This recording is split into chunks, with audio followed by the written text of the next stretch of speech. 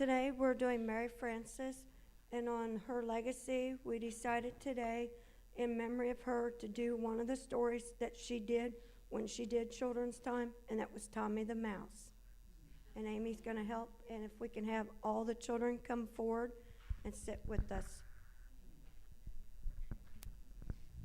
And I want to thank Mary for setting this up. So it took me a minute to find her stories.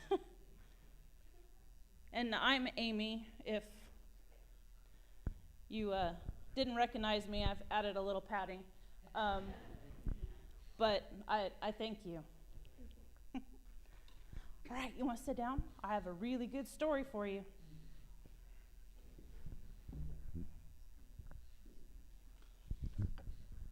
This story is about Tommy, and Tommy was a mouse. I was going to church one Sunday, and I saw something moving. It was a mouse. And you know what? I said, "Hi, how are you doing? What is your name?" And the mouse replied, "My name is Tommy. I used to live in the fields, but now I live in the church." That seemed kind of odd to me. So I asked him, "Why do you live in the church?" And his first reason was because he had two of them. Tommy said, "My first reason is that I love it when I hear you guys read from the Bible. Last week, for example, you read these words: 'I would rather be a mouse in the house of the Lord than run around with wild field mice.'" Or something like that. When I heard those words, I said to myself, "Tommy, you're doing the right thing. You're a wise mouse because you live in God's house.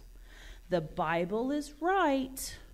It's better to be a mouse in God's house than a field mouse." "And what is the second reason?" I said to him. "Well, my second reason is because this is a cat-free house. I hate cats. Cats are mean, and they're sneaky, and they're super quiet. And just as you think you're safe, pow! You're gone."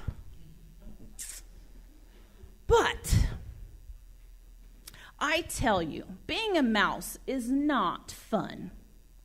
We mice never know whether we'll be alive or gone in the next moment. Why did God make cats anyways? It just doesn't make sense to me. So I said, "Listen, Tommy, there's a lot of things in this world that don't seem right. Things like cats eating mice, and fox eating chickens, and wolves eating lambs. But one day, God is going to change all of that. In the Bible, it says that one day a wolf will live with the lamb, and animals won't hurt each other anymore. I think that means that one day the fox will live with the chicken, and one day the cat will live with the mouse, and not eat the mouse, but live with the mouse."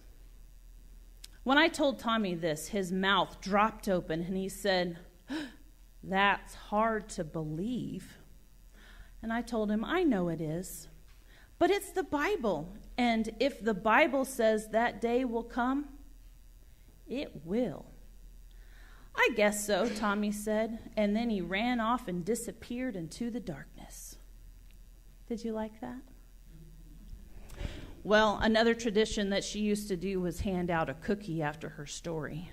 So I brought just that.